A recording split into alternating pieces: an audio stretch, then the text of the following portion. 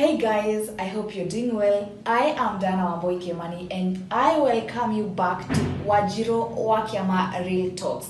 Today I'm very excited because as you heard Wajiro Wakiama Real Talks, of course, tuko na yeye hapa. And welcome so much. Thank you very much. Habari yako? Mzuri. Uko salama? You seem so strong. Yes. Yeah. And I thank God. Your fans wamekuwa wakiuliza kai Wajiro Wakiama alireko, Wajiro Wakiama alienda wapi? People are missing your counseling about marriage, about real life talks, about everything. But I'm happy you're back. Yeah. How are you? I'm good. And I thank God. And I want to tell my fans, I was unwell for quite some time. Ndio maana ulikuwa umepotea hivyo? Yes. And actually even after feeling well and getting well, I decided to start by going to churches, schools, and bigger institutions. Yes. Because as you know, my passion is just talking about mental wellness. Yes. And wow, I've been following you kwa social media. Na niliona, I think last weekend but one, ulikuwa na Rumoro. Yes. With our big governor, Mutahiga. You are talking to teachers. I was following the clip and I see you did a very good job. Congratulations. That's what I mean. Yes. These days I'm going where there are gatherings and talking to them because like teachers, of course, every group, everybody has something to do with mental illness. Yes.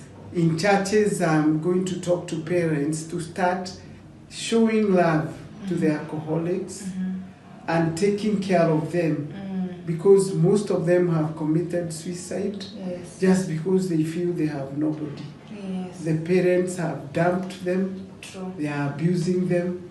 They are not showing them love. And having had an experience of living with a husband who was mentally ill, and I was able to live with him. Oh, wait a minute. Ukakaa na mtu hayuko sawa. Like, you mean your own husband? Yes. Ebu tell us about the story. That is a bit new.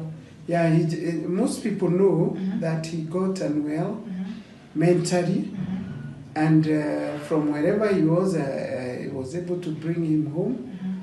I took him for treatment, for prayers, and I was able to live with him in my house for 18 years. But the fact that you're a prayerful woman, Yes. mahali popote nasikia tu mtu anataja hivi maombi, nakwanga tu sure huyo mtu atatoboa.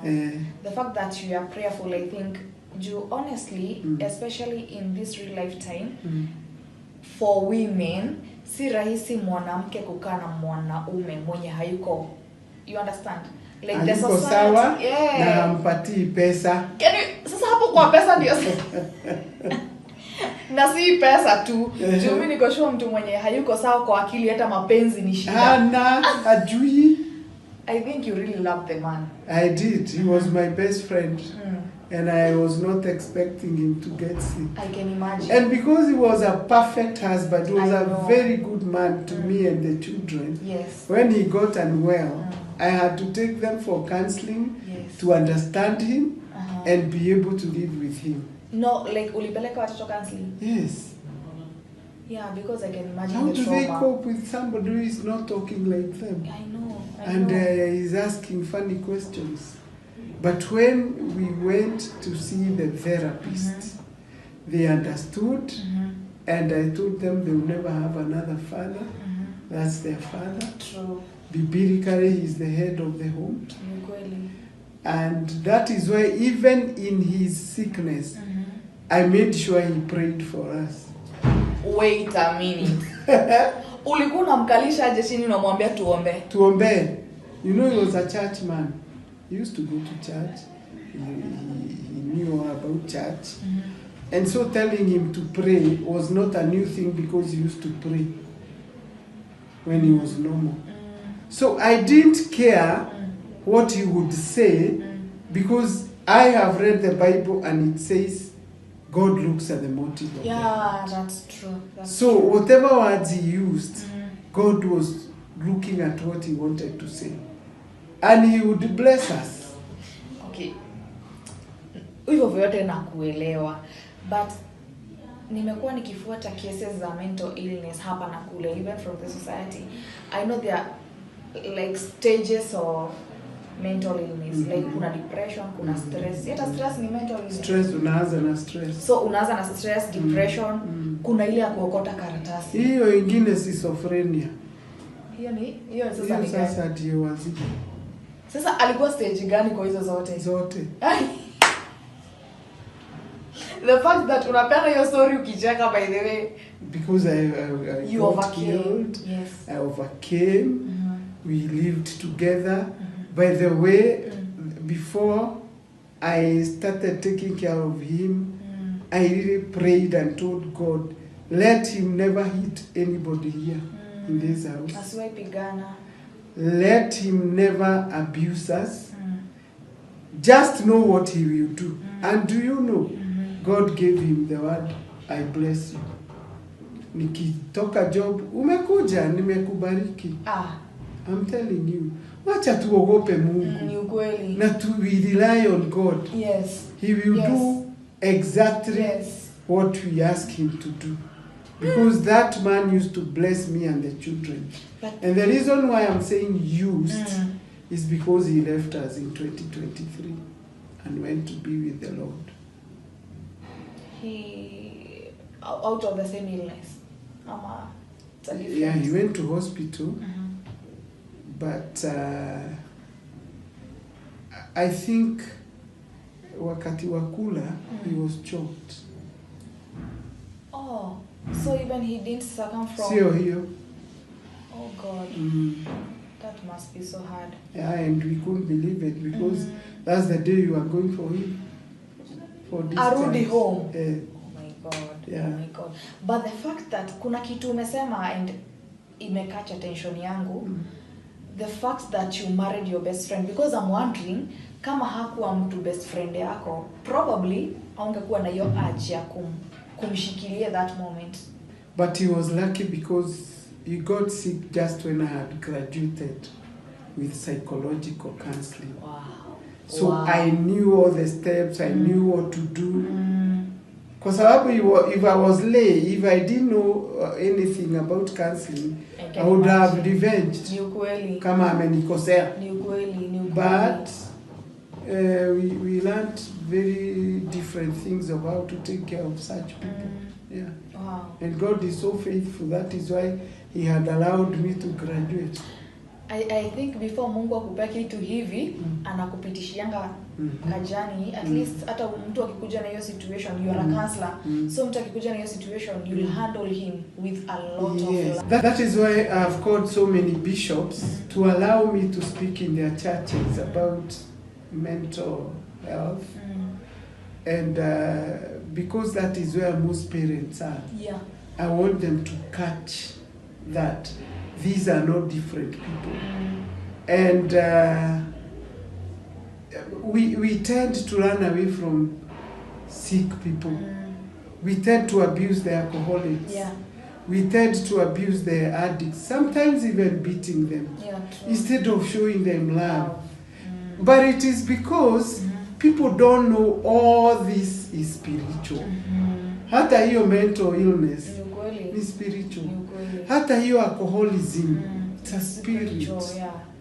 Hata hiyo addiction ya dawa. Hata hii imekuja of late ya kadege. It's a spirit. Aviator. So we cannot go shouting at them and abusing them. And this is what I want to teach people, because I experienced that showing love to my husband and taking care of him, giving him medicine myself, because some people, they tell them, chukua dawa ukunywe. Si atakunywa zote, atameza zote. So that's what I have come back with a passion to do. Wow. Yes. I love the fact that, but let me tell you something. I think kuna msemo inasemangwa, mental illness ni ya kila mtu, difference ni capacity ya kila mtu. Yes, all of us are sick. Yes, all of us are sick, but in different capacities. Yes. So hakuna mtu ako na right ya kujudge mwingine. If anything, and what is eating people today is judgment. Yes. And that is why you find we are not rhyming with the Gen Zs. Because Gen Zs, they believe they are brothers and sisters. And so walking with a girl next to you as a boy has nothing to do with what we think. Yeah. Sex, nini. They are just brother and sister. And here I am as a parent. Staki hiyo wazimu, umeanza mambo ya wasichana. Judgment. The reason why things are getting worse is because parents are judging. Ni kweli. And superstition. You believe because your son is drinking a lot, he was bewitched. No. He's getting worse. The more you abuse him, the more you don't show him. Yeah, true. I'm so happy that you're really back with. Nimefurahi kuona at least you're getting stronger, you're getting a lot of strength to do this work, because a lot of people out here wanakuhitaji. Now, for you, my viewers, everyone who is watching us, everyone who is watching Wajiroa Kiama Real Talks, I hope you're getting something from these talks. And if uko na swali, if you feel like you need counseling, tuambie tutakupata wapi ofisi zako, tutakupata aje namba ya simu. Watanipata Ruprani House, second floor, room 213. Ruprani House is next to Family Bank 4 ways. Yes. Jivanji, opposite Jivanji. Opposite Jivanji. Yes. Gardens. That is where Wakiama is. Na hapo ndo utampata. Please feel free to see her, to call her at any time. Hujapena namba ya simu? Namba yangu ya simu ni 0722-822-928. Yes. So if they want to see me on media, Facebook is Wanjiru Kiama. TikTok is Wanjiru Kiama Official. Yes. And YouTube, itakuwa Wanjiru Kiama Real Talks. Yes. Yeah. Nadona kamera no inaga. Didasi. Nioraga keki. You cut cakes, you go to events, you do MC. Yeah. Please tell them all. I'm also an MC, cake matron. Just like I said, motivational speaker. Yes. And in the card caking, we like dancing and talking about romance. Yes. Because most homes are lacking romance. So I say I'm a teacher of romance. I hope hapo mmeshika. She's a teacher of romance. Now, hivyo venye anasema ni ukweli. So let's engage with her. Please write down your comment section. Let us know what next you will love her to talk about, and always feel free to speak your mind, because this is a program that you are going to deal and tackle mental illness. And until we see you again, please take care of yourself. We need you healthy. All right? Bye bye. Bye bye.